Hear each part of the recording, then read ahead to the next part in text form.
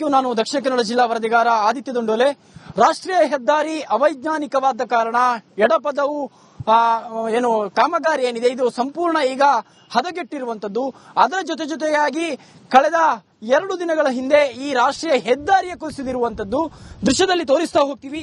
ಮುಖ್ಯವಾಗಿ ಮೂಡಿಬಿದ್ರೆ ಮಂಗಳೂರು ಕಾರವಾರ ಈ ರಾಷ್ಟ್ರೀಯ ಹೆದ್ದಾರಿಯನ್ನು ಸಂಪರ್ಕಿಸುವಂತಹ ರಸ್ತೆ ಕಾಮಗಾರಿ ನಡೀತಾ ಇತ್ತು. ಏಕಾಏಕಿ ಎಡಪದವಿನ ಹತ್ತಿರ ಇದ್ದಂತಹ ಮಣ್ಣು ರಾಷ್ಟ್ರೀಯ ಹೆದ್ದಾರಿ ಏನಿದೆ ಇಡೀ ಹೆದ್ದಾರಿಯ ಕುಸಿದಿರುವಂತದ್ದು. ಈ ಪರಿಣಾಮವಾಗಿ ಈ ಭಾಗದ ಸರಿಸುಮಾರು ಒಂದು ಭಾಗದಲ್ಲಿ 10ಕ್ಕೂ ಅಧಿಕ ಎಕರೆ ಕೃಷಿ ಭೂಮಿಯ ನಾಶವಾಗಿರುವಂತದ್ದು. ಅದರ ಮತ್ತೊಂದು ಭಾಗದಲ್ಲಿ ಬಲಭಾಗದಲ್ಲಿ ಸರಿಸುಮಾರು 5ರಿಂದ 6 ಎಕರೆ ಕೃಷಿ ಭೂಮಿ ನಾಶವಾಗಿರುವಂತದ್ದು.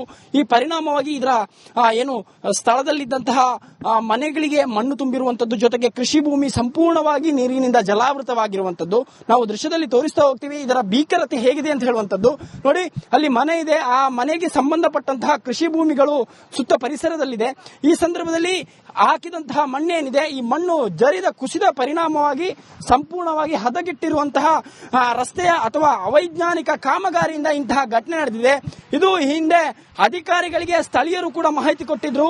ಹೀಗೆ ಕಾಮಗಾರಿ ಮಾಡಿದ್ರೆ ಮುಂದಿನ ದಿನಗಳಲ್ಲಿ ಅನಾಹುತ ಕಟ್ಟಿಟ್ಟ ಬುತ್ತಿ ಅಂತ ಹೇಳುವಂತ ನಿಟ್ಟಿನಲ್ಲಿ ಇಲ್ಲಿಯ ಸ್ಥಳೀಯರು ಮಾಹಿತಿಯನ್ನು ಕೊಟ್ಟಿದ್ರು. ಯಾಕಂತ ಹೇಳಿದ್ರೆ ಸ್ಥಳೀಯರ ಪ್ರಕಾರ ಈ ಮಣ್ಣೇನಿದೆ ಇದು ಮೃದು ಮಣ್ಣಾದ ಕಾರಣ, ಜಾಸ್ತಿ ಸಮಯ ನಿಲ್ಲಲ್ಲ, ನಿರಂತರವಾಗಿ ಮಳೆಯಾದ ಕಾರಣ, ಜೊತೆಗೆ ಮಣ್ಣು ಮೃದು ಇದ್ದ ಕಾರಣ ಮಣ್ಣು ಹರಿದು ಹೋಗುತ್ತೆ. ಇದರಿಂದಾಗಿ ಇಡೀ ರಾಷ್ಟ್ರೀಯ ಹೆದ್ದಾರಿಯೇ ಸರ್ವನಾಶ ಆಗಿರುವಂತದ್ದು.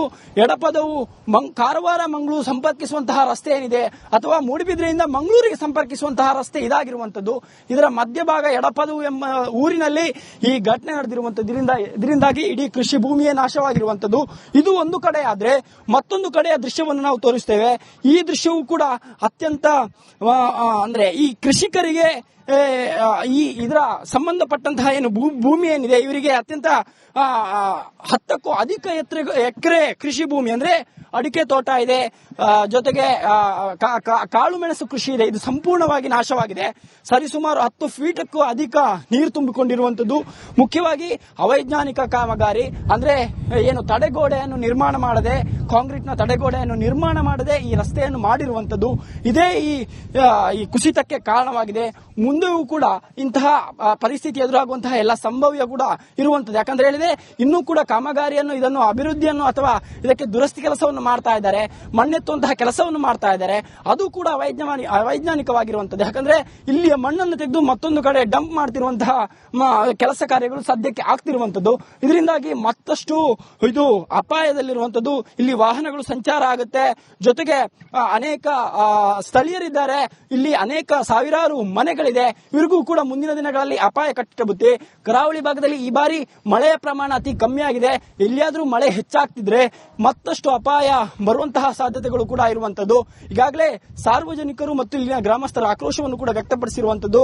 ಇದಕ್ಕೆ ಸಂಬಂಧಪಟ್ಟಂತಹ ಅಧಿಕಾರಿಗಳು ಅವೈಜ್ಞಾನಿಕ ಕಾಮಗಾರಿಯನ್ನು ಬಿಟ್ಟು ಇದನ್ನು ಸರಿಯಾದ ರೂಪುರೇಷೆಗಳನ್ನು ಪೂರೈಸಿಕೊಂಡು ಅಥವಾ ಏನು ಇಂಜಿನಿಯರ್ಗಳ ಮೂಲಕ ಮಾಡಬೇಕು ಅಂತ ಹೇಳುವಂತಹ ನಿಟ್ಟಿನಲ್ಲೂ ಕೂಡ ಅವರ ಆಕ್ರೋಶವನ್ನು ವ್ಯಕ್ತಪಡಿಸಿರುವಂತದ್ದು. ಕ್ಯಾಮರಾ ಪರ್ಸನ್ ದಿವಾಕರ್ ಪದ್ಮಜ ಜೊತೆ ಆದಿತ್ಯ ದುಂಡೋಲೆ, ರಿಪಬ್ಲಿಕ್ ಕನ್ನಡ, ಮಂಗಳೂರು.